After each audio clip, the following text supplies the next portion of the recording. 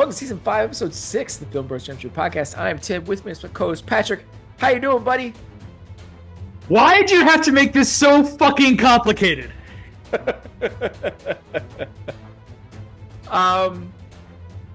Cavill, what a delight, huh?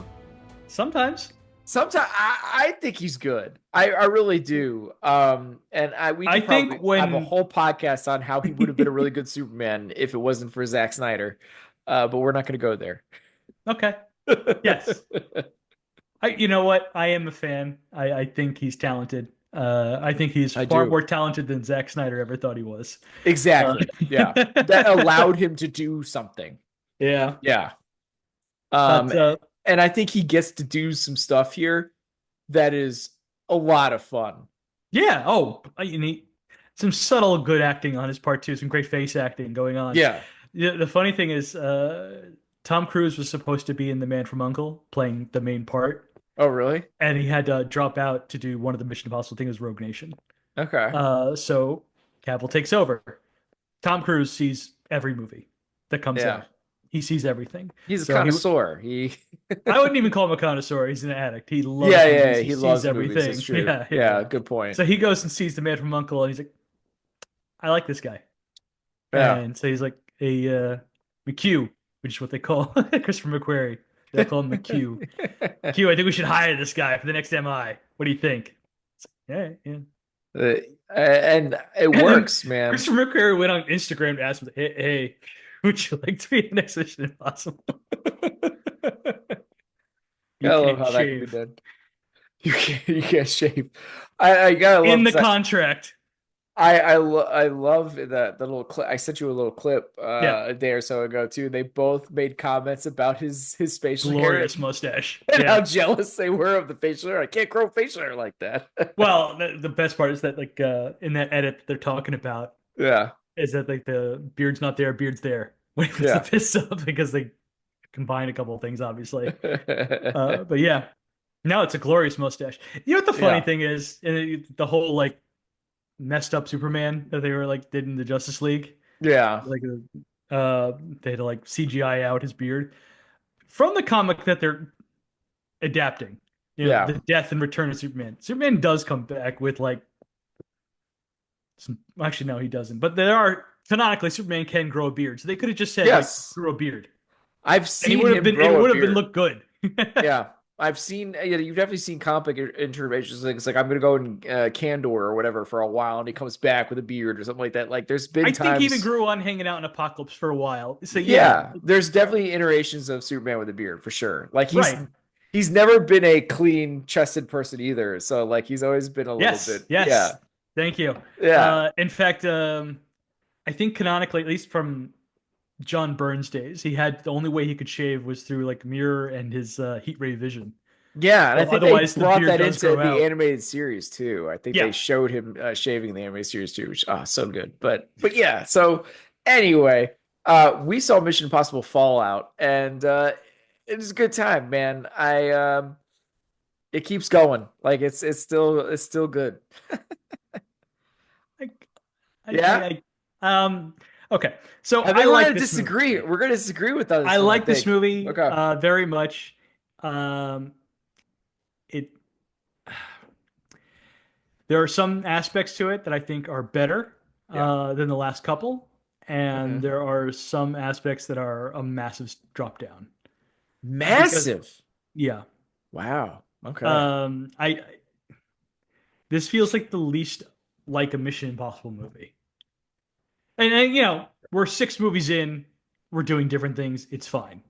But there are certain bits of the formula that I like having, and they're just absent from this movie. I understand what you're saying. I think they are there, but they're severely pared down versions of it. Right. To me, I feel like other things are so amped up with those pared down things that I'm cool with the ride. So I get what you're saying. Well, let's get into it, and maybe you can talk me back. Fair enough. Yeah. So villain. Yeah. Our main bad guy is the mysterious John Lark. who we learn about via the longest self-destructible mission briefing in franchise history. Holy mother of God.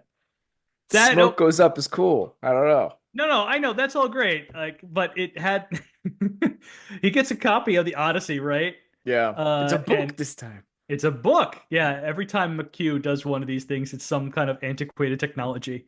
Uh, so like the first one he gets involved in the writing, it's from a payphone. The second one, it's from a record, an album.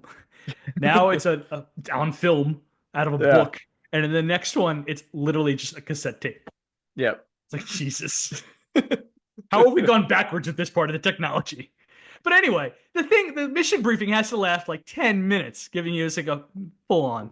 Yeah. Briefing. It's ridiculous. One thing I've noticed of the newer ones too is the mission briefing voice is just more of like a generic kind of voice put out now. I didn't see who did the voice in the last couple, but this one was Christopher McQuarrie himself. Okay. Yeah.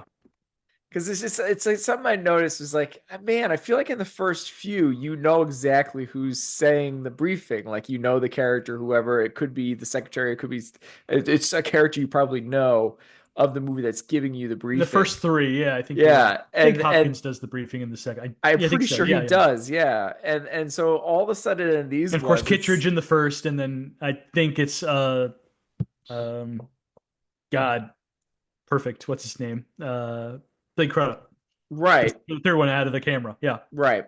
And so all of a sudden these ones it becomes more of a generic voice. Yes. Coming out. And I have to say I'm kind of like part of me likes it and part of me is like kind of wish I still had I know the voice because they could do such a cooler inflection on things or something. I don't know. You know what? It almost feels like a step down after Kittredge. It's like just give me Kittredge. That's fair. He was available to do voice work. I know he was. He just kept doing mission briefings. I wouldn't have questioned anything. You know what? It's okay because it when he does come back in the next one, it was such like a. Well, the announcement alone, I was flipping yeah, out I know. All the Mission Impossible nerds are like, yes, yeah, no, I was like Laker fan GIF where he like takes off the sun. So yeah, it's 2 years since Rogue Nation, and according to this super long mission briefing, the remnants of the Syndicate are going crazy. Yeah, the Apostles. Yes. The remnants of the Syndicate who are carrying on the mission of Solomon Lane. And that's kind of the gist, right? And they have adopted a policy of terror for hire, making them an even greater threat. Wasn't that what they were doing before? Yeah, basically. They're responsible for a recent smallpox outbreak in India. Indian-controlled Kashmir along the borders of China and Pakistan, which will come up later. Yep. Anyway, the Apostles have been contacted by this John Lark, and he's calling for a new world order. Never been peace without a great suffering. He's got a whole manifesto.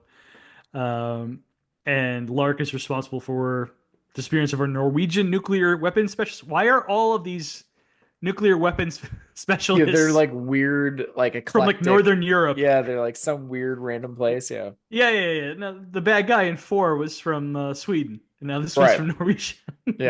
Like, but what's going on with Russia? It's up. Yeah, like none of these guys have nuclear weapons. These countries. Why are they? Anyway, Dr. Delbruck. Niels Delbruck. He's got crazy anti-religious views. Oh God, yeah, and they've also stolen 3 plutonium cores from a missile base in eastern Russia. It's always Russia, of course. Weakest link. Yeah. And they can build bombs up to 72 hours, so they got a time limit. Would you like a time limit in these movies? Yeah, and it's like a bomb that can be moved anywhere. Like I think that was another bit of it. Like it can be more mobile than a traditional nuclear weapon kind of deal. That's the gist for Ethan in the beginning. Go get those plutonium This is the whole movie, really. That's the plutonium and stopping can't let the terrorists have the plutonium cores. Right. Eventually, we pretend to be surprised that John Lark is actually CIA agent August Walker, played by Henry Cavill. If you didn't know his first name, Don't feel ashamed. They don't mention the movie. In fact, Henry Cavill didn't know his name in the movie until he saw it on the chair when he went to go sit down one day. Yeah, it was just known as Walker. If you're watching the movie, that's just kind of what it is. It's just Walker. But like, it is so obvious. I feel like from the trailer, that he's the bad guy, but it doesn't matter. Like they do it in a way that like you like as soon as like he's dropping information that Ethan might be the Lark character, you're like, oh, okay, like it's pretty early on. You're like, yeah, this guy's the bad guy. The one thing it's eye roll is like this is the third time we've had a CIA IMF agent to be revealed to be the villain of the frame.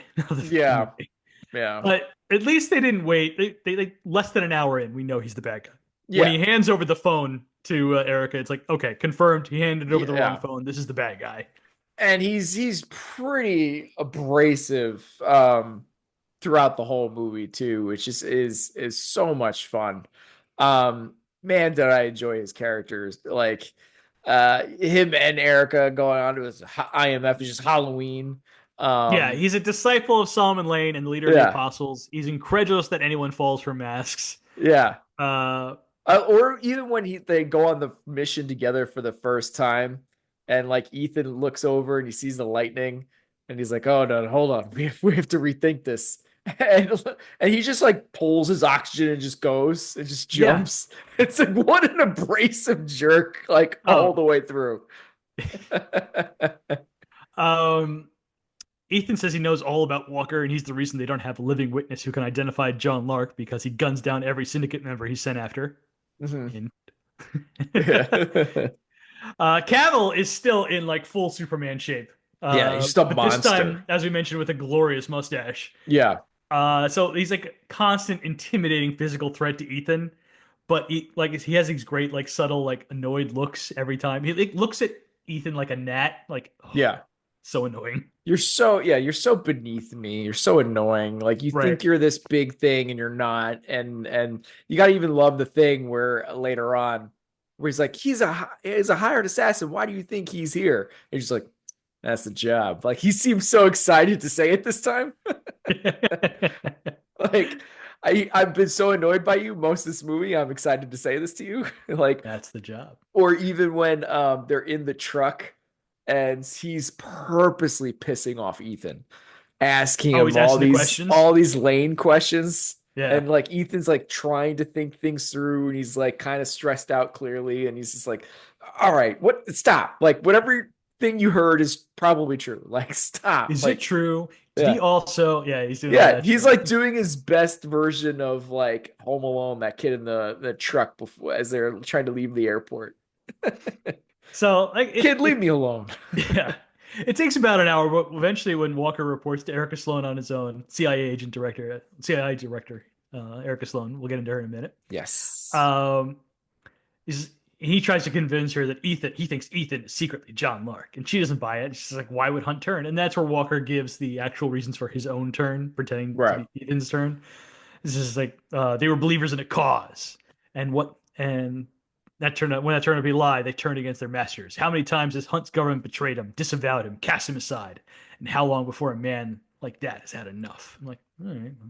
Yeah, that's actually a nice line because exactly there's such a film series history here that you could be like, actually, that's a good point. We've literally only had one movie out of this so far that we've covered, 6-movie franchise where Hunt is not actually on the hunt by his government. He's got to escape his own government multiple times. He even got to like 2 in this own movie where they even like ask when there's like during the chase thing, and it's like, is it CIA or is it Syndicate? And he's like, does it matter? Like, what does it matter? Right. Later, Secretary Hunley reveals that if Ethan runs away, Walker has been directed to hunt him down to kill him. That's the job. That's the job. No hard feelings. And after Ethan knocks out Hunley and leaves to make the Lane for plutonium trade, as soon as Ethan leaves, Walker wakes Lane up and frees him. And that's where he delivers, I think, the most important line in this movie. Yeah. Why'd you have to make this so fucking complicated? Because this movie is just like... Yeah. What? But you know no, what? no, I knew that you knew, but did you know that I know? Actually, I did knew that you knew, Yeah. and so I could do this, and like it's a lot of that going on. Like, you know what? And I felt like I followed it a lot most of the time, exception of at the end of Ethan chasing him and he's hanging on the bottom of the elevator.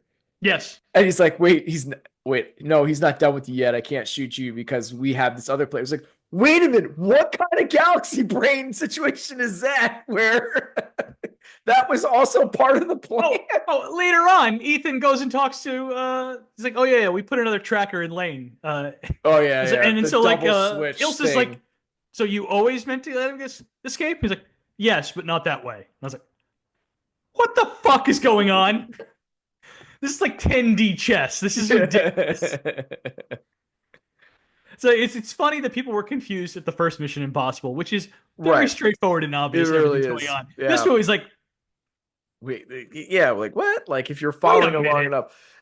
Again, like I felt like, okay, I can get this and that. The movie is quick, like making you like go for it. It's fine. It's fine. It's fine. So you're moving so fast, you kind of just roll with things. Yeah. But if you've watched the movie more than a few times, which Tim and I both have, you're just like, hold on a second. That's the moment in that elevator where I was like, hold up. So much of this is actually okay until that moment. Because like so much of the previous reveal doesn't make any sense with that moment. Like Tim said, he's hanging on the elevator. He's just like, no, you're going to turn yourself in and admit you're John Lark. Yeah. And then watch the old world implode from your dark little cell. And it's like, if I don't, and Walker produces a picture of Julia, his ex-wife. I'm regarding the angel hunt. If I see you again, she dies. If you try to warn her, she dies. Know when you're beat. Which is like, I have to say, I love his American accent in this. I love everything he's doing. Yeah. The action sequence, the helicopter with him too. Oh. He's trying to son of a bitch is trying to ram us or whatever. Like even before that, when he first sees Ethan, he's just like, yeah. And then he just brings out the giant gun. All right. And he's like, he goes over, brings out the gun. And he's like, oh shit. Yeah. There's so much good just delivery with him in a lot of this. Or even when he clearly Ethan saved his life in their first little mission together. Yeah. Yeah. And he's like, when he like mocks him at the end about his chute going off or his bad landing or whatever, even though Ethan clearly just saved his life. The only time Tom Cruise didn't do the stunt himself, by the way. Oh, really? Where the parachute goes, where he falls off the parachute and rolls down. That's the only time it's not Tom Cruise. Oh wow.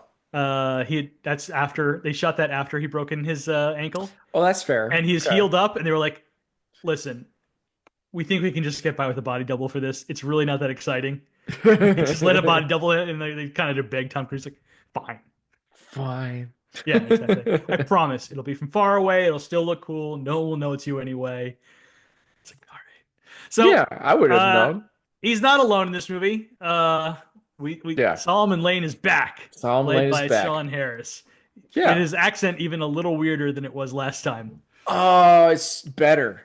I think it's more fun, no doubt. Exactly. He has a little bit more. Like there's still kind of French tilt to it now. Yeah, like the graveliness is still there, but he's got a little bit more accent in it, and yeah, he also is just like there's just more emotion in it too, because there's a revenge kick in there clearly, right? And like even Walker calls him out on it, and so his performance is actually more enjoyable. That with the history, I agree, to begin with. So that's why I was like, that's what he intimated in the last episode. Like it's actually better in this movie than the. I agree. Yeah. So yeah.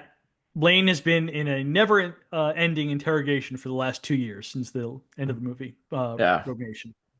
Going past from one government to another to answer for his crimes.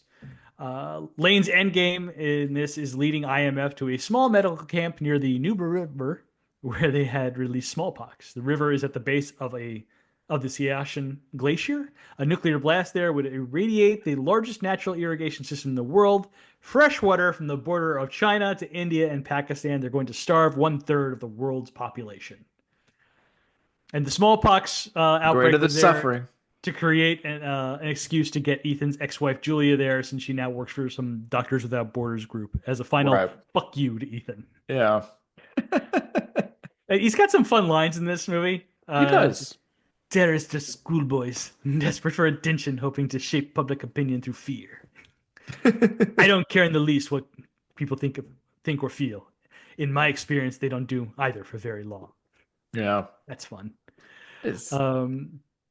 Governments the world over descending into madness. The syndicate was created to tear them down brick by brick. I love when he's unmasked in the car when Ethan gets him, and there's like almost no dialogue or anything between them, and then all of a sudden there's like a pause, and he goes, "That was Ilsa." Yeah. Interesting. Hello, Ethan. Good to see you again, basically. And it's just like all of that is actually way more enjoyable because he's having a delight that all of this is happening, basically.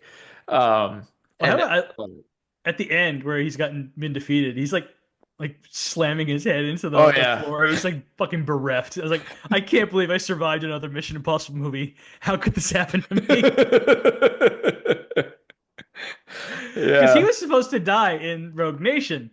Really? McHugh couldn't come up with like a satisfying way to kill him off. He's like, screw it, you survive.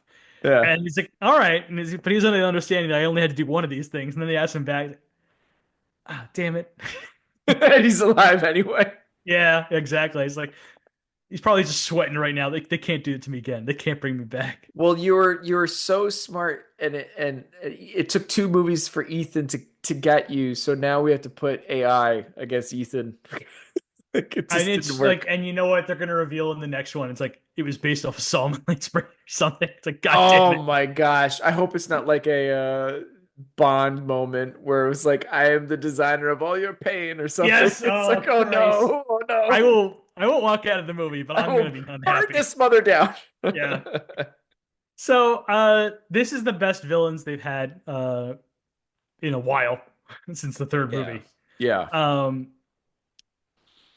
I very much because Cavill is just a delight in this movie, and even Lane is better. Lane is way better. The motivations for everything is so weak and silly, and like the way it always has been for like these past 3 movies. And it's just to be fair, they're all kind of weak, right? I mean, a lot of them are all disillusioned people with the government. You can go back to one, right? I think I understand greed a lot better. Sure. Although this is a better motivation stuff. They explain everything a lot better than they did in Rogue Nation. Yeah. And I even like Walker even comments about his manifesto. At one point too, doesn't he say something like, "Oh, it was like, I forget what it was. Darn it." Yeah, that's for him. He's confronting Lane. He says something about his own manifesto where something is like, that's not exactly what it's supposed to meant or whatever, or something, or I can't remember exactly what it was, but I think they give something here. I really enjoyed Lane a lot more. I think Walker's a hell of a lot of fun. Yeah. So I gave it a 4. I really liked it. I gave it a 3.5. Also, you have this thing where both villains are a physical threat. Because they are. Lane gives a great fight. And Walker's also definitely a physical threat, right? The physicality that he brings, it kind of reminds me of what's his name, our Korean, from Train to Busan, and you know what I mean? You know what I'm saying? Where the ferocity of his punches, you're always like, oh, I love it. You know what I mean? And it's the same thing in this movie with Cavill, where he gives a punch and you're like, man, I feel it from here, and it looks awesome. And so I go 4. Ma Dong-suk. Yes, thank you. Who I knew you'd help me out. I forget what his Americanized name is. It drives me nuts. It's like, yeah. That's why I went to you. I don't know. Don Lee. Yeah. Okay. Yeah. All right. You're right. I brought it up to a 4. Oh, okay. Hey, I don't win often. But let's get to the weakest category in this movie. Yeah, it is. Yeah. I mean, it is barren. Gadgets. I think it's basically on par with the last one. I think it's probably the problem with the newer ones. I think it's so much worse. Well, because the last one is all you got is the Well, magazine computer thing, do you have anything basically. in this? The lipstick thing again? No. So Is there anything in this do that made you go, we? oh, Well, I mean, you do have the uh, laptop book I projector. Yeah. you mean the new mask maker, which we never actually No, see never really get to see. We see get it the make a mask? masks. We do get masks, but No, we we get just see it take a the scan of a face and like it somehow a little mask zero appears. G jumpsuits. We get that, I guess. You got The a cell phone remote control for the car operated by Benji. This was cool, new, and fun in 1997's Tomorrow Never Dies. Yeah, that's true, but it is something. And the You last got the thing I have little. here is a drone. A No, fucking drone. there's like that little patch that they put on the thing to scramble the tracer. Um, That's not a it's like it's a a medical gadget. device. It's still a gadget. It scrambles things before they have the thing that can actually find where it is and then pull it out of them. And of course, a device that puts another one in. And so you have that too. Um, I mean, there's also supposed to be like heisty stuff in this category as well. So I also included the whole fake news thing, little thing in this as well. I include that in this category because it's not an action impossible No, it's not. category. So that's where I include that here. It's a little ridiculous with Wolf Blitzer, so that was a I little hate it bit. so much. I hate so much when they bring like Wolf Blitzer or Jake Tapper into these things. It Yeah, drives me up a wall. Honestly, it takes me out of the movie. it's not necessary. Like you get the same gist These without it. guys aren't actors, and it doesn't make me feel like, oh, this is all the real world. It makes me feel like even faker. They Yeah, just use an actor. I agree. I'm I sure agree. Wolf had fun though being on set. Oh, I'm sure he did. I would too. I'd probably still say yes, even if I was a fan and was like, But do you have any gadgets? Like any gadgets? I gave you some gadgets. What are you That's talking it then? about? That's a one. This is a one. This is terrible. I went 2.5. That's ridiculous. Um, Absolutely absurd. I don't know. I still thought there was some stuff here. I think it's pretty much on par with the last one, which I think I have a similar rating. So No.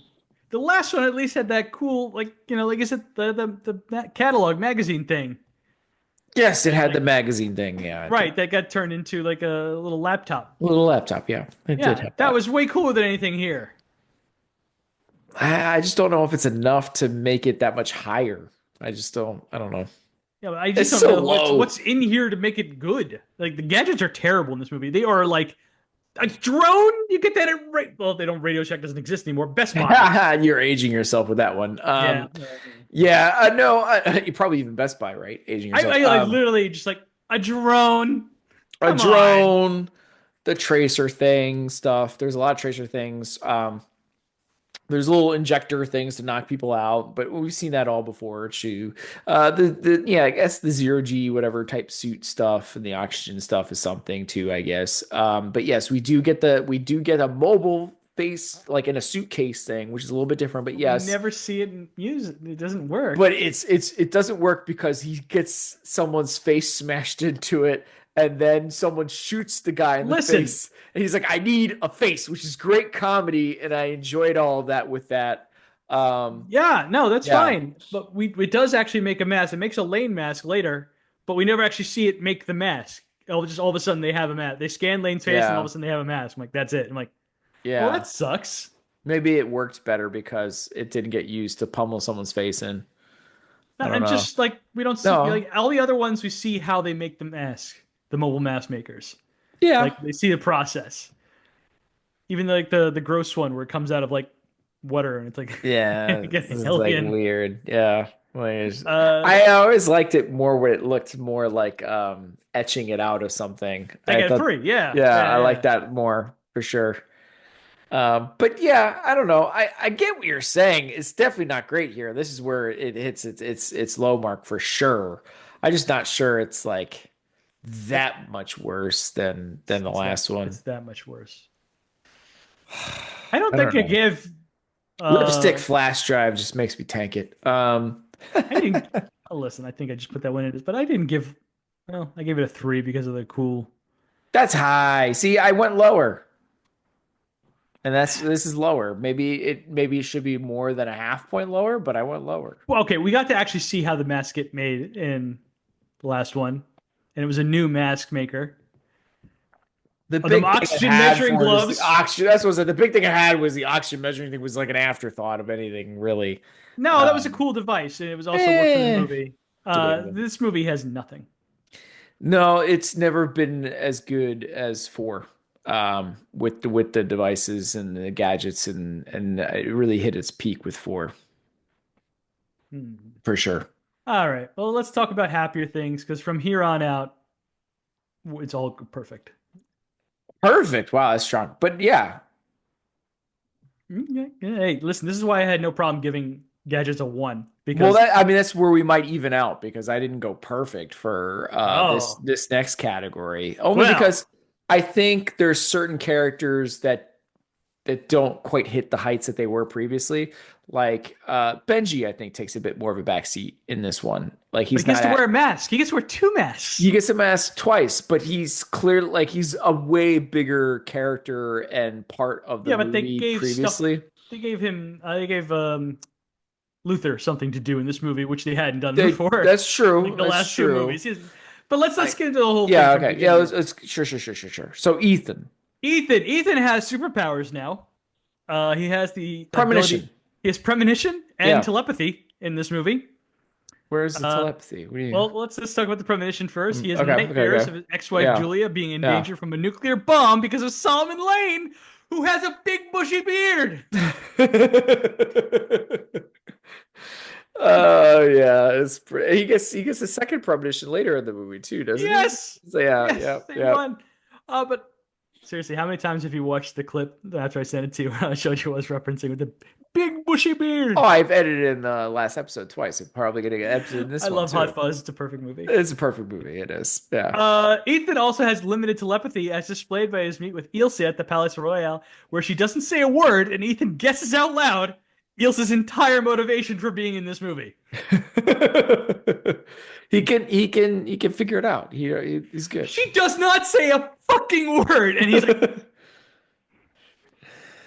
You didn't "MI6." you didn't run away. You're trying to get back with MI6. That's the only thing that plausibly makes sense, and you're getting your good graces. Yeah, And it'll get into her motivation when we talk about her, but sure. it's like baffling why he's able to do that.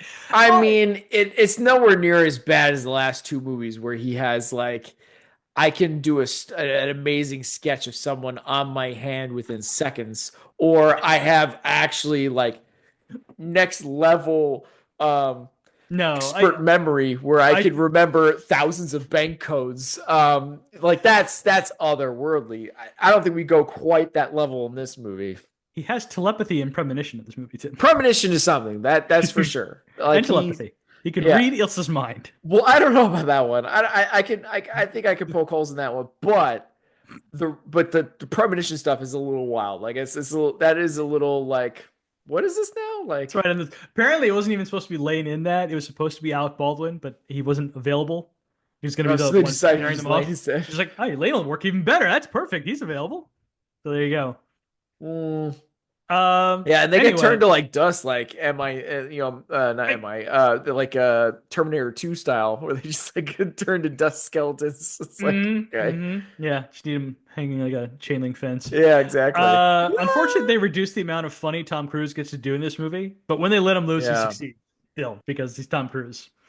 yeah, I, for I sure. don't understand what I'm involved in. I don't understand what I've been what What am I'm I in. involved in? What am I involved in?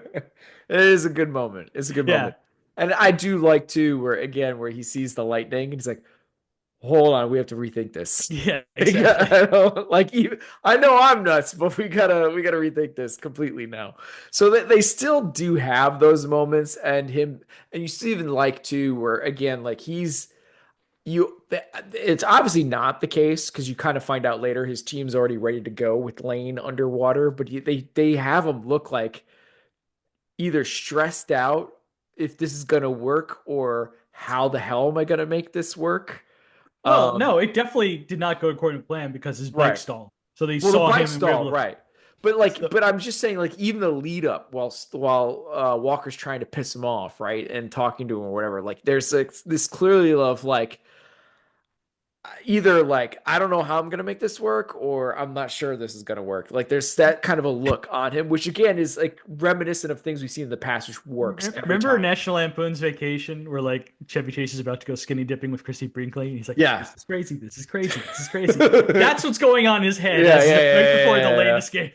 Because it literally is like I have to create some sort of a diversion distraction, get to my extraction point, and get away, right? And all of this, and then of course, and then the bike doesn't work. Which I've always been curious about, and I was curious to see anything if I saw it in this time of rewatch, and it's not there. So it just must have been happenstance that this happened to his bike. Because I was wondering if there was going to be something that I would notice that Walker Yeah, did no, something it's to the just bike, and it's not there. probably Benji not checking things again, like he did in part four. She's like, "Come on, Benji." Um, One thing Ethan is terrible at is pretending to be a bad guy. When Yeah. he gets filled in on the plan to break Solomon Lane free for an exchange of the plutonium, a plan which involves a lot of dead French cops, he looks skittish, and when asked if he's okay, he responds with, "I murder women and children with smallpox. I have no limit." Yeah. But listen, Yeah. But although you like the recovery later when talking to the White Widow and being like, your brother's plan was just bad. Like yeah, no, I listen. Ethan Hunt, Tom Cruise, great. I'm just poking fun. for sure. So moving on to Ilsa Faust is back once Yeah. again by the Back. and played by the luminous Rebecca Ferguson. Uh, Doesn't take out as many with her legs in this movie, but does take out a few. So yeah, we get some decent butt shots. She was like pregnant in this movie during making this movie, dang. and like by like 7 months pregnant at a certain point, like when they finished making the movie. So they had to do some. They couldn't show her off quite the way they were used to. Right. Yeah. Still looks great. Yeah. She is tasked with protect. Ethan figures this out through telepathy that Ilsa is tasked with protecting Lark at the party, so he would break Lane out because she has to kill Lane. To get This back this into is how the she proves her MI6. loyalty, and she gets back into MI6. Yeah. Because she doesn't want to be on the run forever, which was intimated from the last one. Uh, Hope is not a strategy. Oh, you must be new. One of the best Ilsa singers in it. It's very funny. Yes. Man, there was another one too that was pretty funny. Oh, when Julia says something, correcting Luther about something, and he's like, "Oh, sorry, this one, you're right," kind of deal. And he's like, and she's like, "Ooh, I like her." Like, Mm-hmm. like You she's got a gotta. few fun lines like that. Do you think that they have hung out at all in the last 2 years? Who? Ilsa and Ethan. I don't get the gist that they do, but man, they really get that they're tight, you Right. know?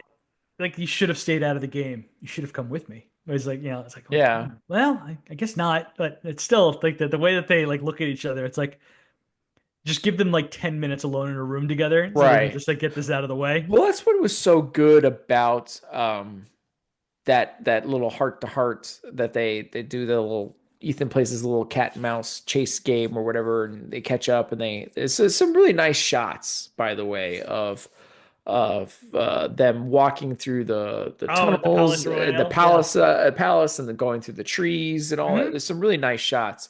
But that whole back and forth between the two of them is really nice. There really isn't any back and forth. It's just Ethan reading her mind. But yeah, it's very good. Um, She doesn't say much at all.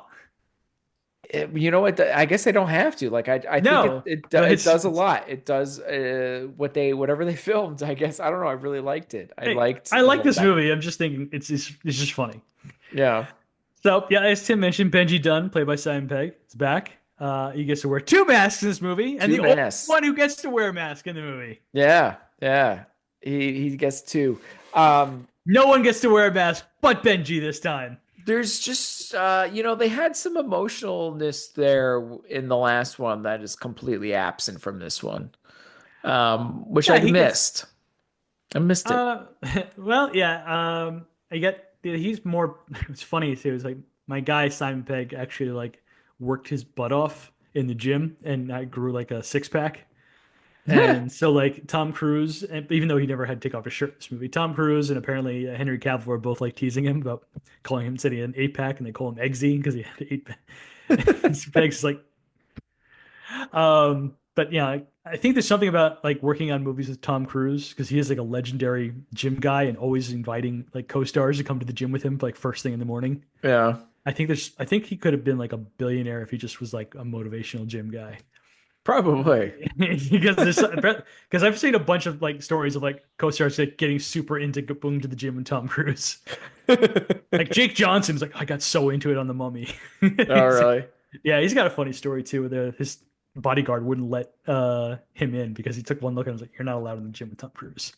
And when Tom Cruise found out about it, he was pissed at his bodyguard. Anyway, so Ethan later on tells he's got a plan to mask up Benji as Lane in exchange for plutonium, while Walker stays behind and guard Lane. And Benji's like, "Wait, why do I have to be Lane?" And Luther like wordlessly points to his own body and then to Benji's. And Benji's like, yeah. Right, he does. I'm gonna have the shock. And then Ethan lets everyone in on Ilsa's mission, much to everyone's surprise. And Benji's very unenthusiastic about pretending to be Lane now that Ilsa is meant to kill Lane. Yeah.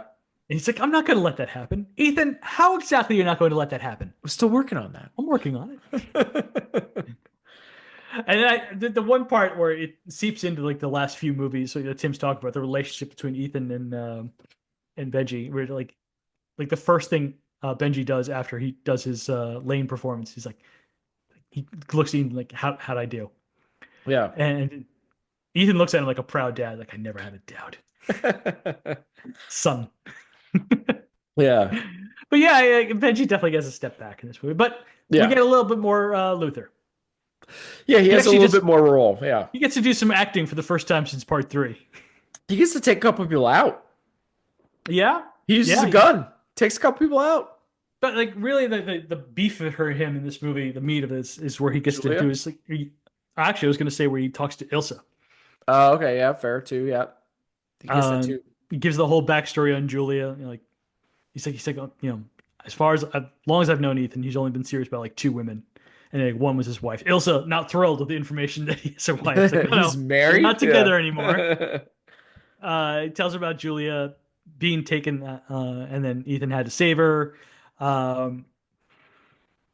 Ethan feeling guilty that his existence with her like puts her in danger, so like he tried to get out of the game, but then he felt guilty again about like not being there to save it the day, and she also felt guilty about being the one stopping him from not being out there to save the day, and so they broke it off, and she's been living as a ghost trained by Luther how to do that. Does it well. Yeah. And she just sends up a signal every once in a while, let her know that she's still okay, which keeps Ethan going. And Luther says they're in this mess because Ethan wouldn't let him die. And Ethan cares about Ilsa more than he can admit, and that's one more worry than he can handle right now. Yeah. And if she cares about him, Ethan. She should walk away. Don't do it for me. Yeah. But yeah, I thought that was like a nice. Yeah, it was. He gives like a pulse because he's choked up about like the Julia aspect. Ethan's his boy. He likes Ilsa too. He feels guilty about all of this stuff happening because Ethan wouldn't let him die. Yeah, he's the emotional part of it. He gets some more stuff with Julia that's very good too. Yeah. And he still gets to be funny, like where they find the first bomb, and they leave him there with the bomb. He's like, "Oh sure, I got this. Don't worry about old Luther." Yeah, I like too where he decides to let Julia help. And Benji's on the comms being like, what are you doing? What are you doing? None of your business. Stay out of this, basically. He's like, what do you mean? This is my business. Like, yeah. So there's a nice little back and forth there, but like as much as like you're right that Benji doesn't get as much dramatic work to do in this movie. In fact, none. Yeah. I never felt like he's out of the movie or like. No, he's still there. I mean, Brant and Luther are in the last movie. They definitely take a big back seat. Well, Brant's not even in this one, right? No, I meant in Rogue Nation. Oh, yeah. Compared to Benji. Whereas I feel like Benji and Luther are close to equals in this movie as far as screen time and dialogue and stuff like that. But Luther gets to do more dramatic work. I guess, too. And I guess what was always great what worked well in Rogue Nation 2 was and in 4 was seeing Call. yeah, seeing what Ethan does and having Benji bounce off of that. Right.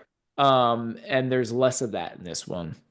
Yeah. There's less of Benji being like, "What are you doing? What? Oh my!" Like being the This is why they audience had to bring surrogate. Haley Atwell into the next movie because they need someone else to be amazed by Ethan. Yeah, Someone and new. yeah, and I guess that was kind of missing from this one. So that's another thing that kind of took a little hit for me. But yeah, I get what you're Uh, saying. Luther uptick is always good. which I'm just happy to see Ving Rhames get some more, like this guy's Yeah. really good and charming. Let's give him a little bit more to do this time. Yeah, and again, like during that Lark reveal shootout sequence, I was like, he gets to take a couple people out. Like, yeah, go Yeah. Luther. So then we have Alana Mitsopoulos, aka the White Widow, as played by Yeah. Vanessa Kirby. Yeah. She's in this movie because Tom Cruise really enjoyed the first 2 seasons of The Crown. I'm not kidding. Really? That's He's it? like, McHugh, check this girl out. I like her. But how much did it just freaking work? Oh, she's With great. the whole Max being Yeah. her mom and everything from one and oh my gosh, like I felt like she just oozed everything um from that character, and it just worked so well. Oh, she's got the gravitas to be like a Vanessa Redgrave's daughter. It absolutely works Yeah, it great. just works incredibly well. I mean, even with like right from the start, she's like saying Max and throwing out Although all the things, and you're like, giving her like the code name the White Widow is so like that's a little too exciting for this character. I mean, But it's definitely a break a little bit from the character's mom, who is more it's like like anonymity is a warm blanket. This right, is right, right. Her code name is Max, and it's like, what are your code name? The White Widow. Like, yeah, holy shit! it's Like, a little bit more. that's Yeah, we turned that exciting. up a notch. So Alana there is the White Widow is an activist and philanthropist whose charity work has earned her the nickname the White Widow. It's all a front for her real trade: arms dealing, money laundering. Extensive political connections provide her with protection. Uh, but later we find out she's actually just secretly like a CIA front or something like that. Or Oh no, I think she actually is an arms dealer that just works yeah. Well, in she's very tandem friendly with. with the CIA. Yeah. She's able to operate because she helps out the CIA, basically. Yeah. Uh, as Tim mentioned, like she gives a speech at this party that she has in the beginning of the movie, talking about her mother. She reveals to be Max. Max is something of a paradox. And as soon as Ethan hears that, he's like, "Huh?" Yeah. Um, and she had a fascination for paradoxes, a fascination passed on to her. So yeah, she's also like her mother. She's also into Ethan. Yeah. Uh, it's also age appropriate, but now for a different reason. Yeah. Age inappropriate. Sorry. Uh, yeah, it says that was the kiss was really just like what? Yeah, but I thought it worked I could because it seemed like Ethan was a little thrown by it too. Right, it's the most action he's gotten in 2 movies, so it's Yeah, like, oh, yeah, and so I kind of dug it. I like I don't know the again, she does a really good job of getting that same kind of playfulness no, with she's great. stuff and the different angles that she's playing and family. So it's like another fun thing with the brother character there. So yeah, I really enjoyed it. Was that the last category or last person you had in this category? No, I have a few more. Okay, I was about to say. Then we got CIA Director Erica Sloan, played by the Okay, GOAT, Angela Bassett. that's the job. We're gonna take turns doing that. Oh Uh, my God, though, right from the trailer when you heard it, you're like, oh, yeah, it's such an amazing delivery. has a less charitable belief in IMF and Ethan. Oh None of yeah. this would be happening if he had held on to plutonium in Berlin. Then his team would be dead. Yes, they would. That's the job. It's just oh my God. Yeah, it's amazing. It's so well. It's so well delivered. It's so good. Oh, she's just ball buster like no one else. Yeah, it's great. And then just calling them out like that's a CIA plane, and I will decide whether it takes off or not. It's like, oh my gosh, get Right. him. So she demands Agent Walker accompany Ethan on this mission. He is her hammer to Ethan's scalpel. Yeah. Uh, Well, I mean, it's Al, you use a scalpel, I use a hammer. Like I just like, right. oh yeah. Later on, when they're the Walker reveal happens. Hunley reveals he's had Erica Sloan on FaceTime during the whole time. Yeah. And she chimes in, like, I don't appreciate being used, Walker. And he's like, where would you like America? He's like, I'll come to you. Lights go off and CIA squad rushes in. Erica says she's arresting all of them and she'll sort this out. Who's who in Washington? Which I do like, where like Huntley's like, oh no, this is not okay. But like Ethan's actually like, actually, that's fine. Like, yeah, like, we got the guys. These are all the bad people here, so we're good. Like, we got the people who want to use the plutonium. Yeah. Figure out the rest later. Anyway, at the end, Erica ends up saving Ethan from death by exposure after he stops the bombs and is stranded on a mountain. Brought half the Indian army with her, apparently. Yeah. She informs Ethan that per his request, they are handing Lane back to MI6 through a broker, of course, the White Widow. Ilsa is square with British intelligence. She says she understands why Hunley believed in Ethan and the IMF's importance and his need to care about the one life as much as they care about the millions, so she doesn't have to. I love Angela Bassett in this movie. I am, disappointed we didn't get her back, but getting Kittredge is like, yeah. I know. We could have used more of her in this movie, but yeah, it was still a delight what we got. You put more Angela Bassett in the movie, I'm not going to complain. Yeah. It's like, more ice cream? Sure. Yeah, let's go. I'm okay, yeah. Alec Baldwin is back as Secretary Hunley. Slimmed down with a better haircut. Fair enough. He applauds Ethan's... I'm sorry, go ahead. No, I was just about to say, like, again, him with a back and forth with somebody is fun, because as much as we propped her up as being as great as she was, like him with the back and forth with her was really good. Like, it just both of them going back and forth was fun at the airport terminal or hangar or whatever you want to say. Yeah, I like that he wordlessly caves to her too. Yeah, he turns around. Yeah. So he applauds Ethan's willingness to sacrifice millions of lives for one member of his team, thinks it's his greatest strength, believes that Ethan will cover his ass because coming to IMF was a lateral move or a step down to some. But he did it because of Ethan. He believes in him. Later on, Hunley produces a CIA file that shows that they believe Ethan to be Lark. Hunley believes the choice is to protect Ethan or the IMF. And he's like, I chose the IMF. I'm going to bring you in. And if Ethan runs, Walker is authorized to hunt and kill Ethan. Surprise! Right. After Benji and Hunley reveal Walker as a traitor, Hunley appears behind Walker with a gun to his head, which we know is a bad move. You can't put it right to the guy's head. Yeah. But at first he pops off with like, I've ruined your day, haven't I? And then Walker spins and grabs the gun and fires at Hunley, but it's not loaded. It's like, and you were doing so well until then. Yeah. Hunley pulls another gun, this time at a safe distance. I believe this one is loaded. Hunley has gotten a real taste of the dramatic since joining the IMF. Well, yeah, you gotta love what's like, welcome to the team, sir. Like, they're all like, yeah, you get to be part of one for once, kind of deal, which is funny.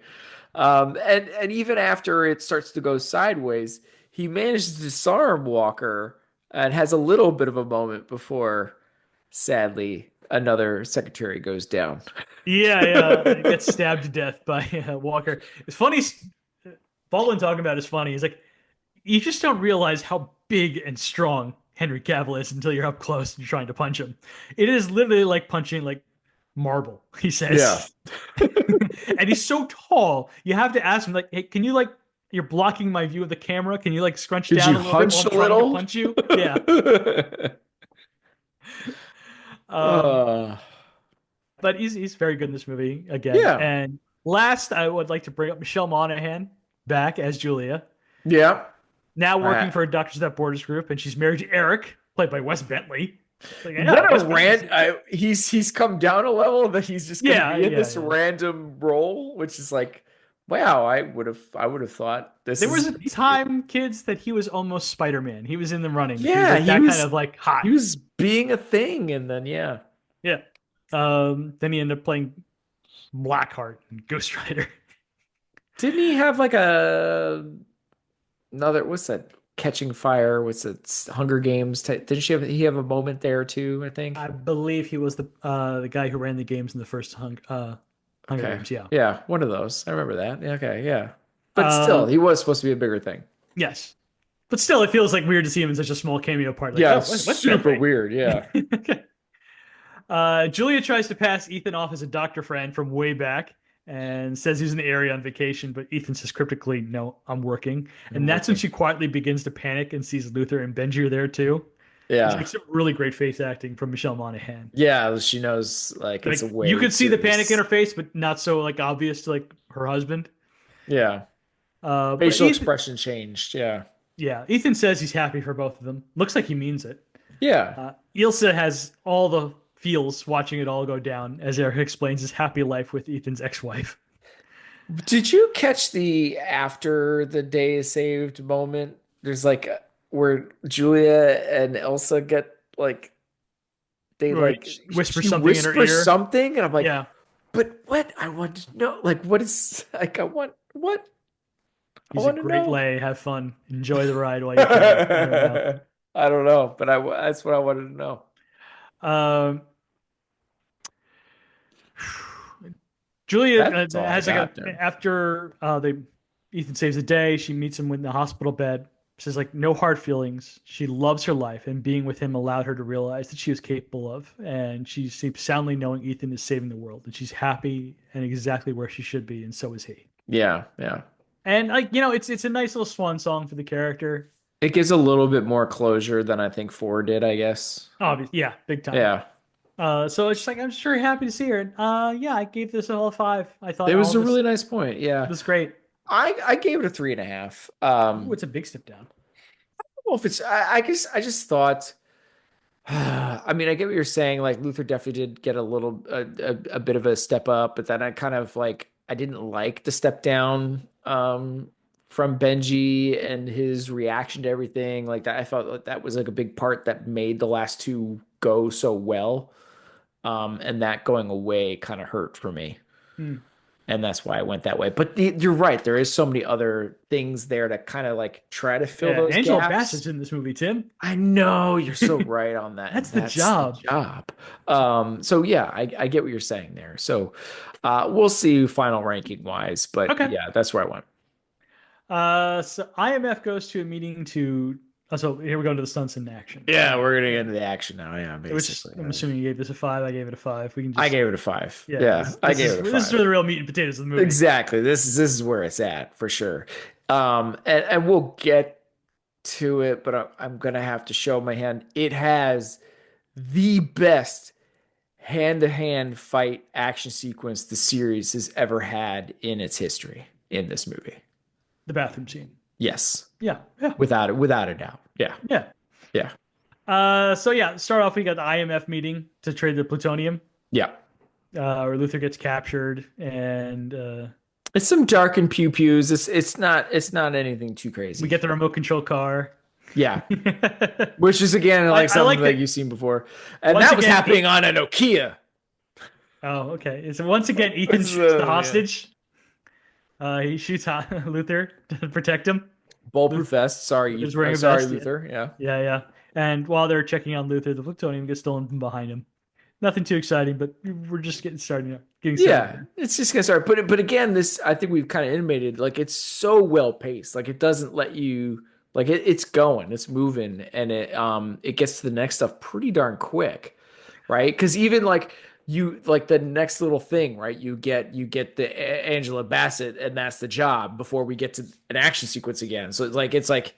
Well, awesome paired with awesome. the next beat from there is going into the hospital scene, which is the only time where Oh this yeah, movie is yeah, like doing the Mission Impossible thing. They're yeah. trying to be a little sneaky. A little bit, yeah. But there's like there's no heist in this movie. They Not really. I they mean, yeah, break the stuff down in other ways. Like the bomb diffusing is sort of like the heist of the sort movie, of, yeah. but it's really an action beat more than anything else than it is fun Yeah, sneakiness. and the beginning thing with the plutonium is like a slight thing too, because they're obviously impersonating someone. So it's like you got these aspects of it, Yeah, but like trying heisting and to, getting Lane and getting him out is another heist. So it's like little mini but it's things. really just a more action. So it's like we're Right. trying to give you the same flavors presented in a different way, but Exactly. really it's all like action. So Yeah, like the action in this movie is phenomenal. There's no it's like question. deconstructed version of sorts, right? We're going to give you elements of it here and there, but it's not in totality like we've seen in the previous ones. Yeah, we're providing you the same stuff in a new way. And Yeah, like because it's even in Rogue Nation we kind of intimated, right? It was a lot less, right? It's just there's one element of it with the underwater thing, right? And right. the rest of the elements aren't there with it anymore. So it's already kind of been happening, it seems, right? Even like in three, right? In three, we just like we get the beginning part and then we're out of Well, the it's rest of the what's funny mission. is like every time this movie like sets up like the plan for like how to be sneaky, it Yeah, always fails and it ends up into like a big action sequence. right. Like right from the very beginning. So Ethan describing the plan for the White Widow party to Walker. Identify Lark by via everyone's individual ID bracelet, trank him, then make a mask of his face and take his place. Yeah, I like that Ethan like takes a scan of Walker's face when describing scanning Lark's face as a yeah, cute hat tip to Walker's identity. So then we get the Halo jump, yeah. right? Which is cool. It Uh, is.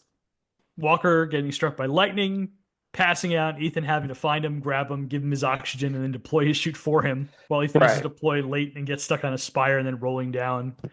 And I Walker think glides down, no another problem. thing that I've always mentioned too that I always liked about Mission Impossible movies in general is that tension and the tense stuff that they build, like oh my God, kind of stuff, Mhm. right? And I think to be honest, I'm wondering if that's what they've kind of figured out formula wise. If this is what Mission Impossible is at best, is to build those tense moments.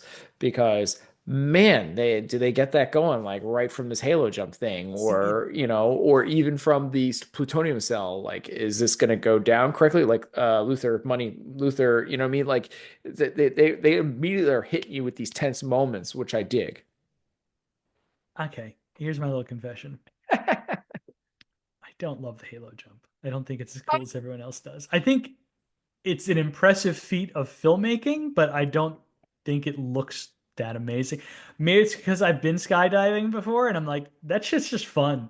You know, it's hard. What he's doing there, there's no doubt about it, but there's something about it just never really wows me. Like when I read about all the making of it, I'm wowed. So like the Halo skydiving sequence, Hmm. um, last sequence filmed during production, but it was the first stunt designed and required a full year of planning out. Yeah, The crew only had a limited time window of 3 minutes a day before sunset to film a jump. Because of strict air aviation regulations in France, it could only be shot in the Emirates. It took Tom Cruise, Henry Cavill, and the skydiving camera operator, uh, Craig O'Brien, who was instructed to keep a distance of 3 feet from Cruise while filming, and others involved, a total of 106 jumps to get 3 possible takes. wow. Uh, And to rehearse the sequence, the crew built a custom oxygen helmet with RAF assistance that can be lit up to see a face, and also build one of the world's largest wind tunnels for practice. Uh, That's crazy. Crews and the other persons involved did 5 skydives a day, with one in the morning, 3 in the afternoon, and one at dusk. Some of the other crew members would like show up to visit Simon Pegg, saying he and his co-stars were there multiple times. Cruise seriously thought Cruise was going to die, and he's like, "It's stress. It is a daily stress going to work with him because you don't know if you were going to see him tomorrow." The poor fucking cameraman had a 20-pound IMAX camera strapped to his head. Just Wow. and he had to just look at Tom Cruise. He couldn't actually see what he was shooting when he was doing it. He had just kind of hope he was getting the shot. So you read all The that, like, wow, that's really impressive. But the then you're neck like, strength. when I'm watching it on, yeah, for real. When I'm watching it on screen, I'm like, this looks like every skydiving thing that I've seen in every movie I to don't me. know. I don't know. It's I amazing still because it's liked actually it. Tom Cruise doing it, and it's Yeah. like real, But at the same time, like, I think that's the appreciation you have to go with it, being like this is like legit and this is like him doing it and all that kind of stuff. The only thing that I'll somewhat agree with there are you on smaller is stunts in this movie that wow me more. well, because the whole next action sequence is so much more like, oh my God, yes. So that's kind of where I agree with you on. Is just like, yes, this is I like this. This is Dick, don't get me wrong. I dig all this. Right, But the next action sequence is like, I'm here for that. 100%. So That's what I want. at the party, Walker collects the target, going to the bathroom, and he and Hunt going together. They identify their man. But he blocks Ethan's attempt to jam him with the needle and knocks him back. And Walker Oh yeah, slams because him the across guy the goes to face. wash his hands too, to block too, and they're like, "Oh gosh, it's still not going the way we need it to go." Yeah, But like, yeah, Walker slams him across the face with the mask maker, and like Tom Ethan gets up, like, "Where's the needle? Didn't need it." yeah. Because you smash him. Do you think the Lark fake, because the hand washing dude delayed him, delayed the injection when it needed to happen, and so when he decided to look over, he saw the real Lark, and that's what alerted him No, I don't think he would have ever known. who the Uh, real Lark was. You're probably it, right. right. I'm Because you very have pers- that whole weird line. We don't have each other's information or contact. You designed it that way or Yeah, whatever. it would have been all like, like over email, like here's your mission, to be my decoy.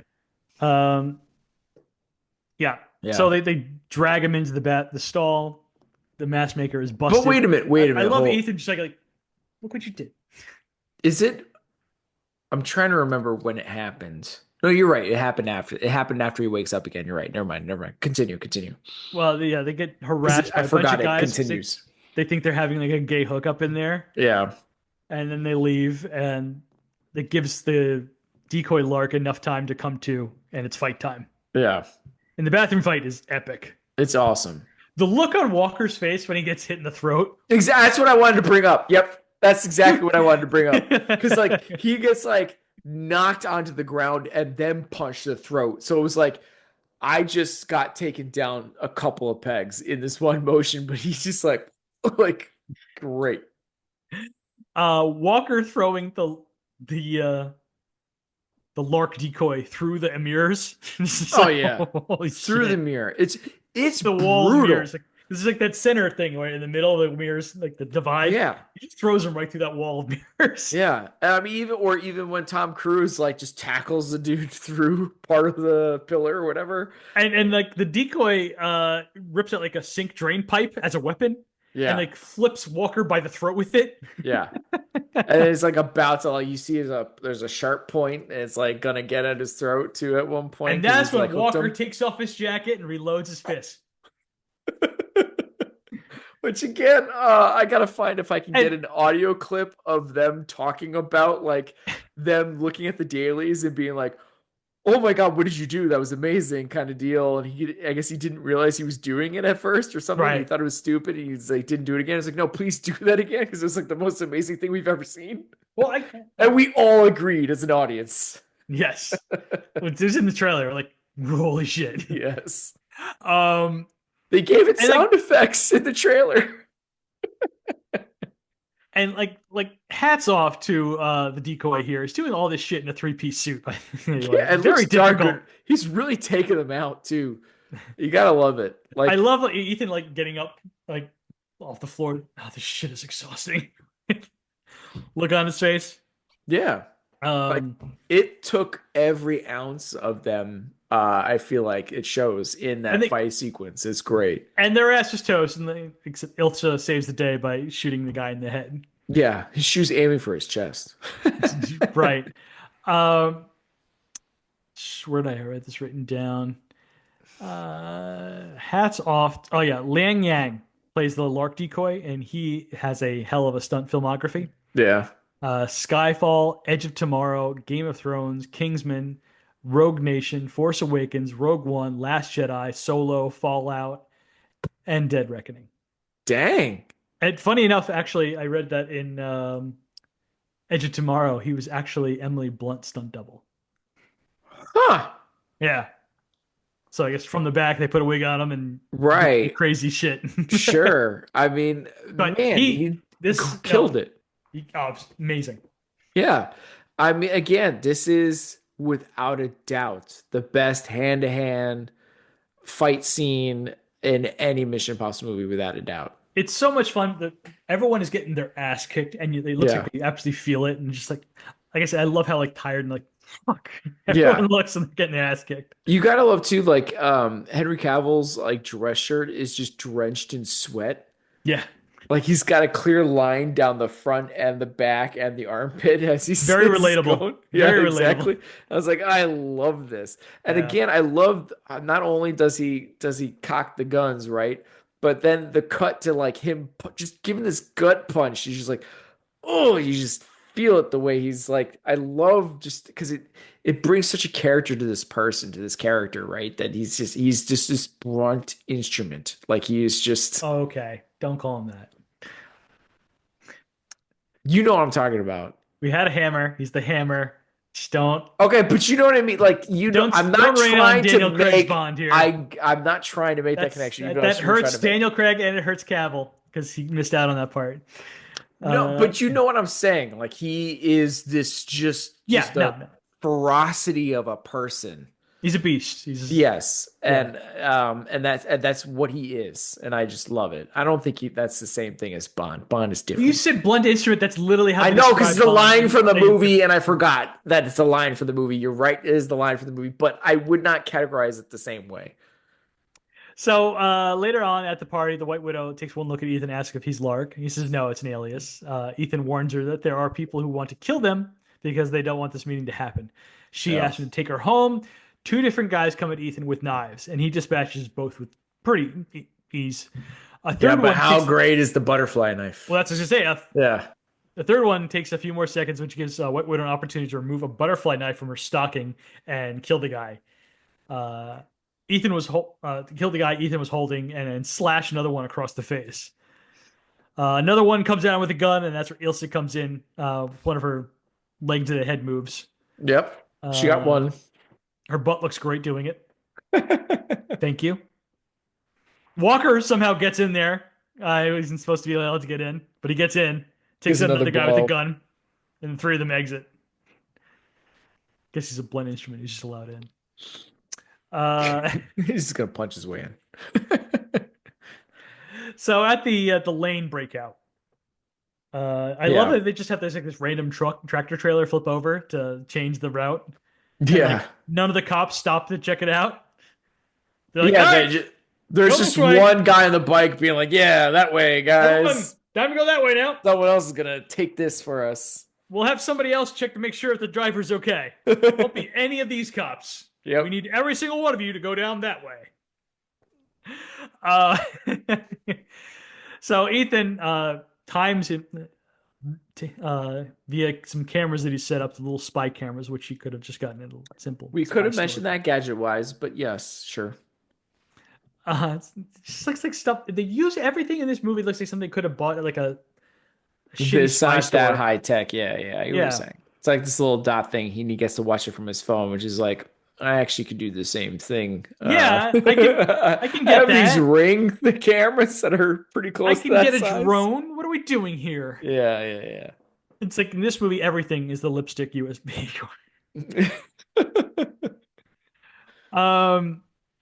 So yeah, Ethan times slamming his truck into Lane's truck and pushes into the Seine River.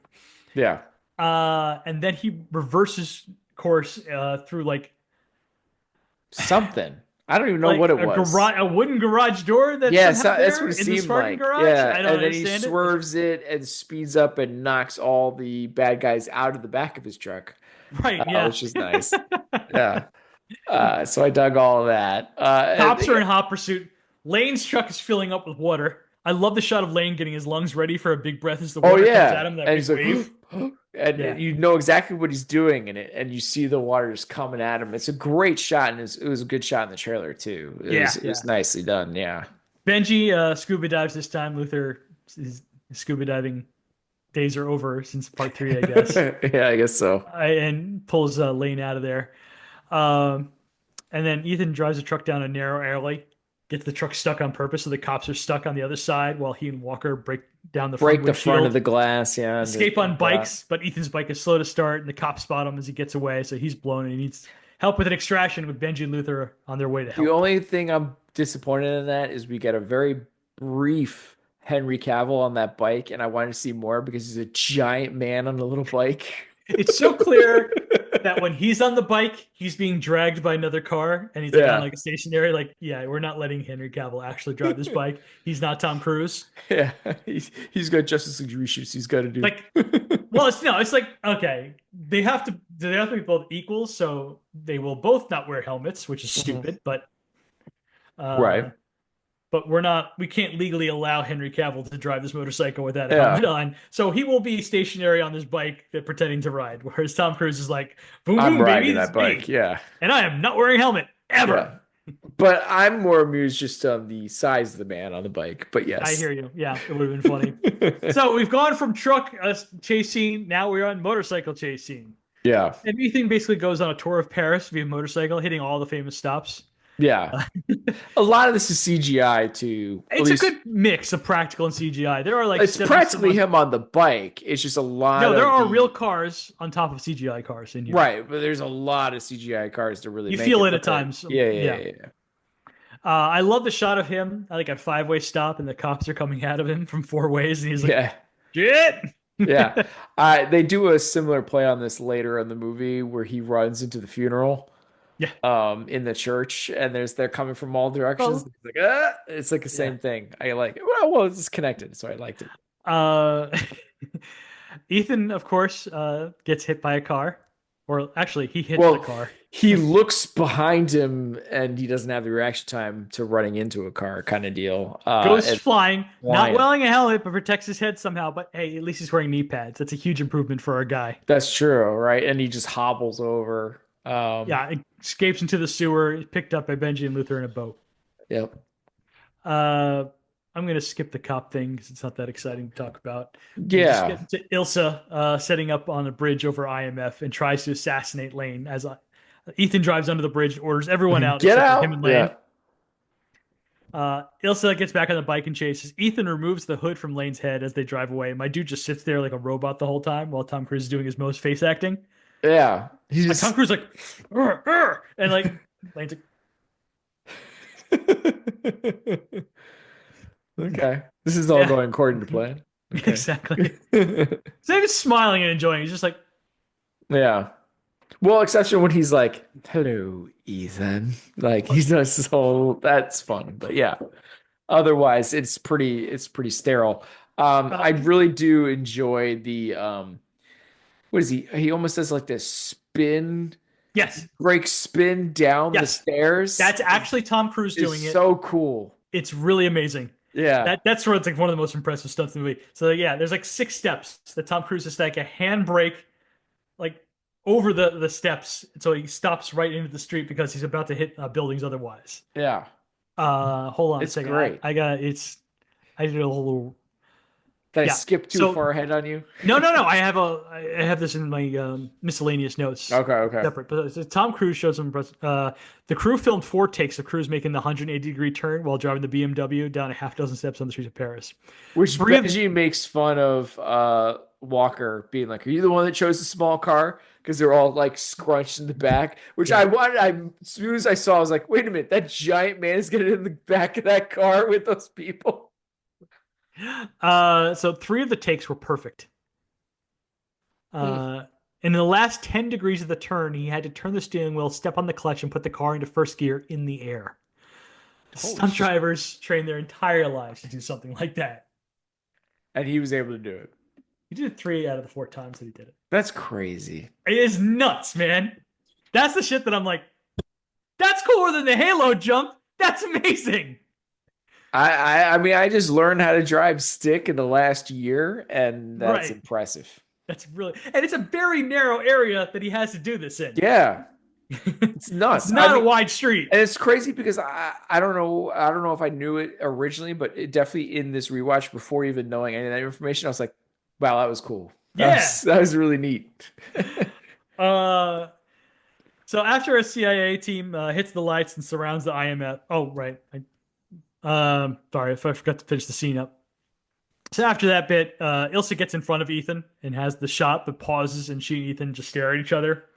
And then Ethan hits the gas, and Ilsa shoots, but doesn't hit Lane. Runs her over.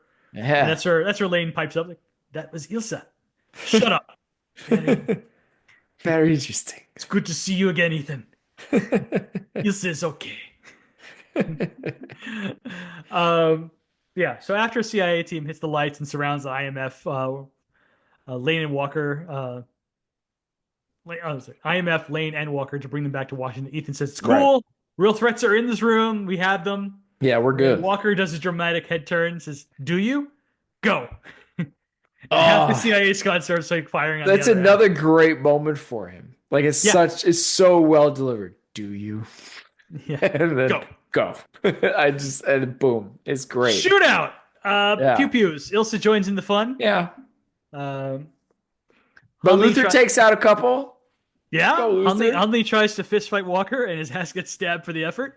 No, but he does. He gets to disarm. He has his I. moment. Speaking I of like it. Luther, really incredulous that my man just hides behind an upright table. Everyone else is going behind the pillars. He's like, Yeah, yeah, I'm just hiding behind this very narrow table right here. That provides no cover. it worked. So I did. Um, and it's revealed that during the skirmish, Luther tagged Walker so Ethan can track him. And with his So dying breath, Henley tells him to go. yeah, do we cover this next part here or do we save it? We'll cover here. You sure? And we'll just say like, yeah, all right. Are we Hold on. shortening a category conversation then? Because you can't. Yeah, because How do you separate the two? I don't know how you separate two. We're Luther doing tags journey? Ethan so he can track them both. Get that son of a bitch. Ethan Yeah. begins a very long run. Yes. So, Tim, everybody runs. Tim. Everybody runs, Patrick. He's the best runner in the world. You got to get the blade hands, you got to get the knees up. Mm-hmm. And he's always running in uncomfortable clothes.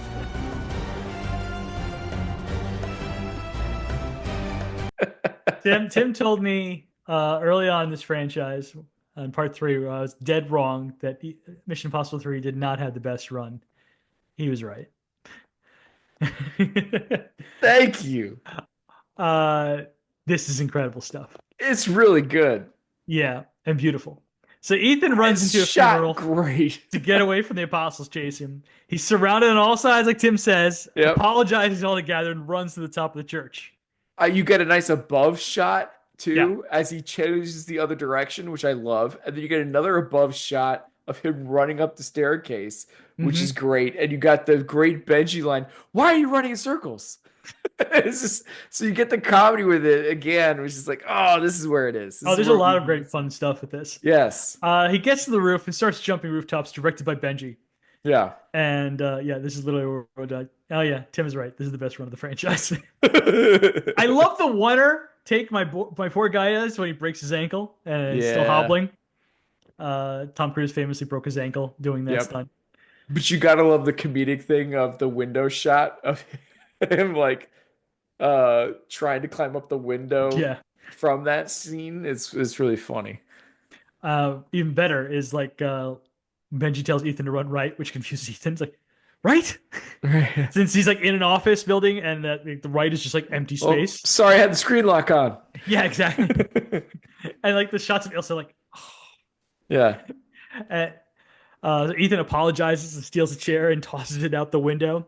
Well, the woman just stands up at first too. He's like kind of like almost thank you. Yeah, and then like Benji starts yelling. He's like, "What are you waiting for?" He's like, "I'm jumping out a window." And he's like, "Oh, I had 2D on." Yeah, I'm sorry. And that's where Luther's just like, whole office is just watching to see if Ethan is actually going to jump. And honestly, it's actually a relatively small jump. But it's played so well for the movie, to be honest. It's funny. Yeah, it's great. And then we get even more like lots of great shots of Ethan running. He really gets full speed with the beautiful London behind him and everything. Yeah, it's great. There's a couple times where I'm like in the beginning of this chase sequence, so I was like, he's gotten at more top speeds in previous movies, and then the latter part of the chase is like, no, he's at freaking top freaking speeds right now. Yeah. He's like really, especially when he gets to the other end. He gets to the other end of his bridge thing or whatever, and he's close to catching up to him. Like they really show him like going full on blade hands, like he is at top speeds here. Yeah. So then you get IMF reviewing Dilbrook's bomb designs. This is sort of like where we get like the Impossible bomb defusing. Wait, by the way, are we going full 10 here now, or what are we doing? What are we on running? Oh yeah, sorry, yeah, it's 10.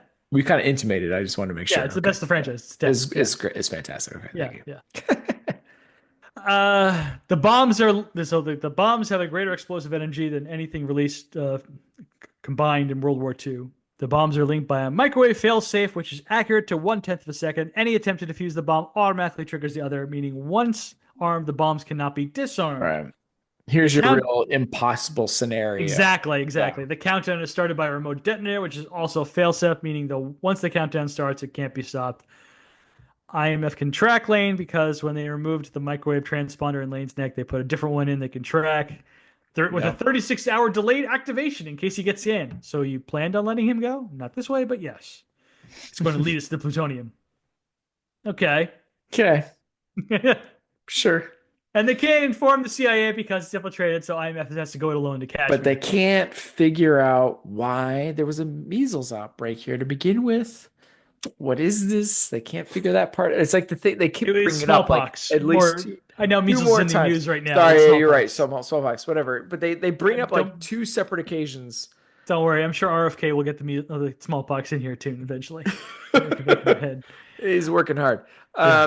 So there was like 2 separate occasions that bring up like, but why is this happening? I can't believe my man is getting into like what seed oils are correct to use for French fries. It's just like, who gives a shit? It's French fries. It's bad for you no matter what. But anyway, who gives a shit? It's gone. I feel like a missed opportunity not to play some Led Zeppelin here since we're in Kashmir. How often are we ever in a Kashmir in a movie? Yeah, that's a good point. Probably too expensive. Probably. So Anyway, sorry. Ethan spots Walker going to a helicopter as the countdown starts and knows he has a detonator. Ethan grabs the other. Sorry, I wrote this weird. So there's a second helicopter there. Ethan grabs onto a rope, which is conveniently it has a payload on it attached to the landing skid of the second helicopter, and that's where Ilsa's like, "What the hell is he doing?" He's like, "I find it best not to look." Yeah. So while Luther is preparing Bomb 1 for disarming, Ilsa and Benji, I'm going to break this down into 2 different sections because this is all going on simultaneously. Are we going to do the helicopter thing second? Yes. Okay. So fair enough. While Luther's preparing Bomb 1 for disarming, Ilsa and Benji look through all the medical tents filled with radioactive camo. Ilsa says she knows lanes and that they're looking in the wrong spot and goes back to the village. Yeah. This is where Benji starts like slamming padlocks and like I love the part where he's like about to shoot one of them. It's like nuclear weapon. Nuclear bomb. No, bad idea. And then like breaks it off, and then it's just an X-ray. So, Ilsa spots Lane hanging out in one of like the chalets they got there. This is all filmed in New Zealand, by the way. This is not Kashmir. Surprise, surprise. Hey, looks pretty. Yeah, well, Tom Cruise is a fan since he filmed Last Samurai there. I wonder if they were near that lake that him and Julia got married at. Anyway. It's where they met, not where they married at. Oh,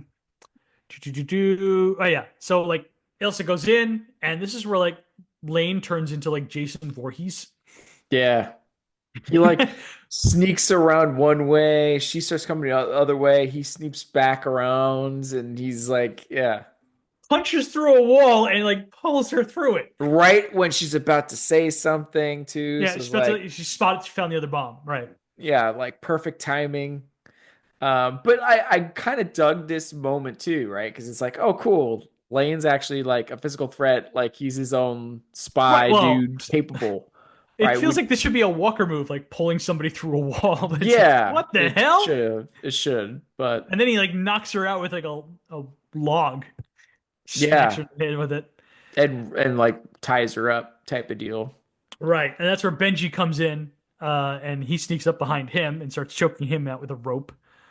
And Elsa gets big mad and tied to the chair, and like stands up and like smashes the thing against the table.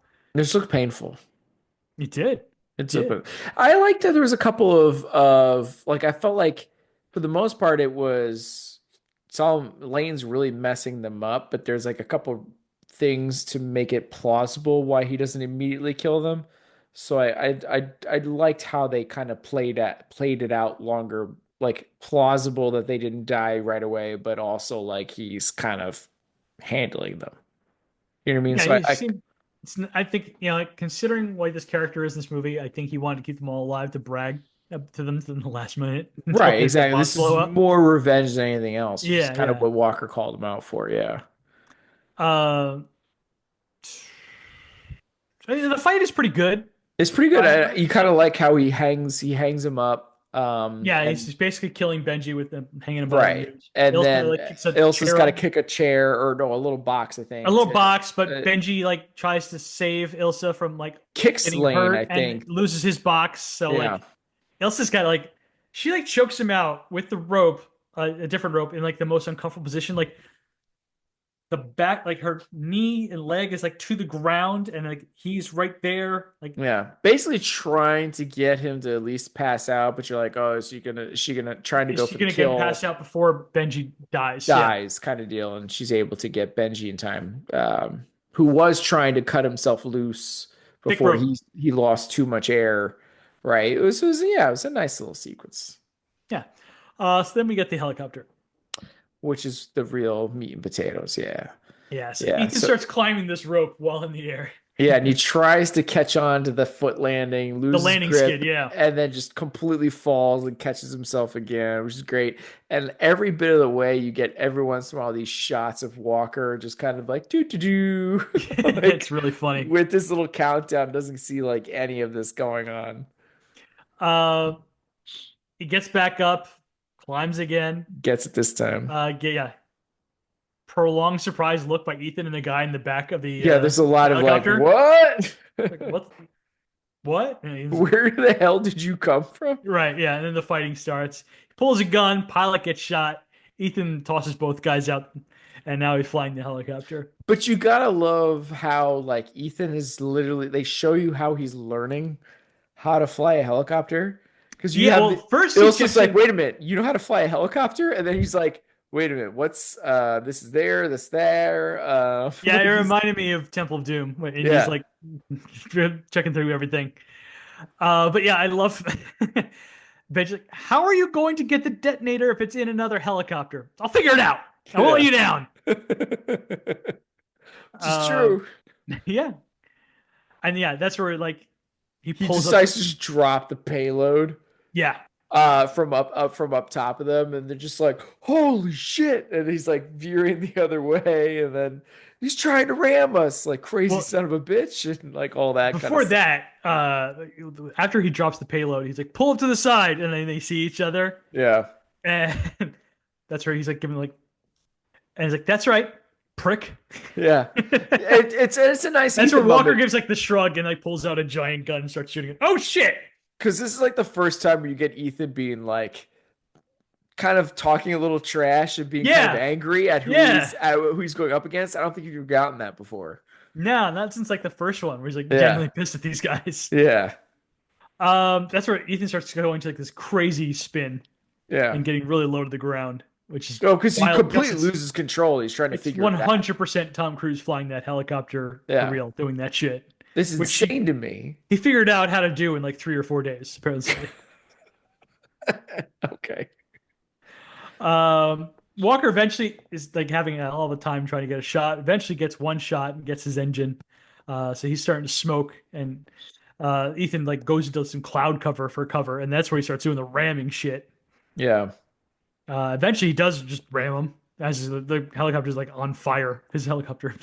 Yeah, he's doing the whole like, come on, don't fail me now thing, and then they finally hit. And they'll smash into the mountain and do a whole bunch of spins and turns. It happens again because it goes another level and they drop even further kind of deal. Yeah, well, at first they like, what was it? They're like in like wedged in between. Yeah. Like a crack in the mountain.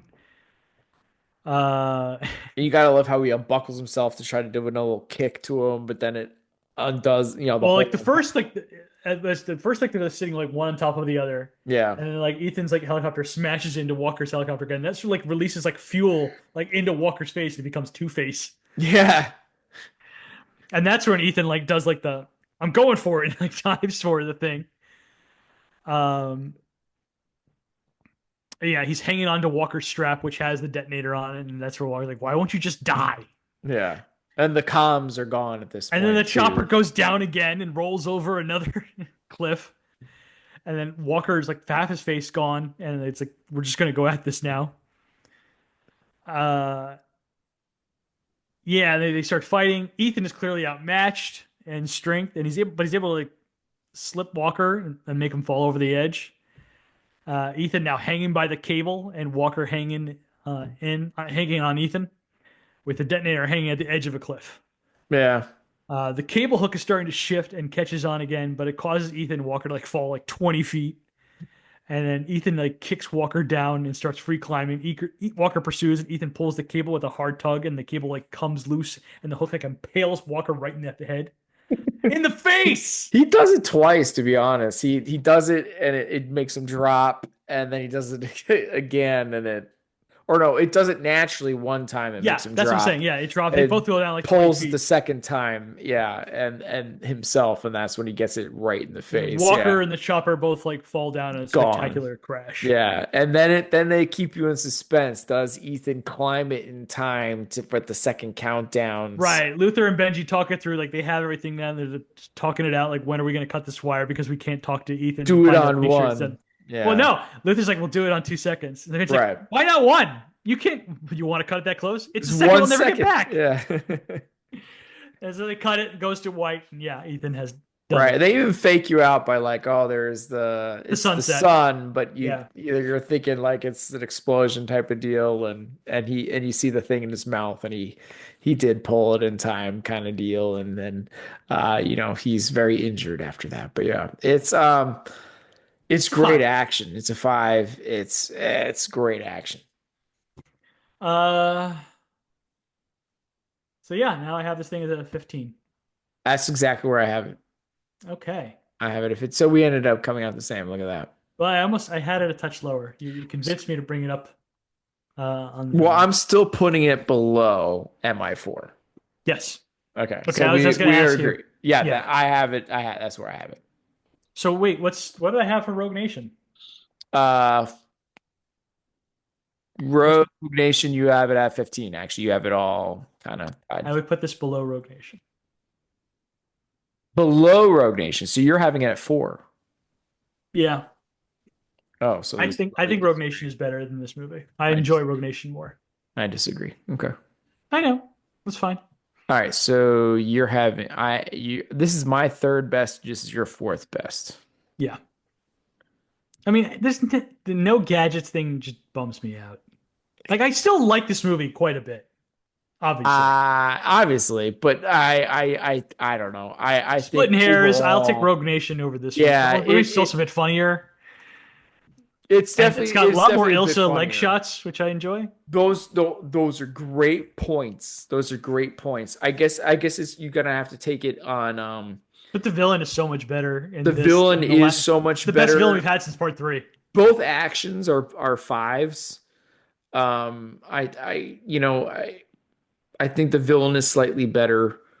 I think Gadget's heist is pretty even for me. I know you slightly disagree. Action is the same. Crew is pretty close. So I mean, but man, if I could give it a thing, like I'd almost boost the action slightly higher in this movie. I understand that. Yeah. And again, the villain with Walker is just great too. Yeah. So it's pretty splitting hairs though. Yeah, so this is our first time that we have difference, right? We both agree on 1 being 1. We both agree on 4 being 2, and then we have 6 and 5 flopped, and then we both have 2, 3 at the bottom.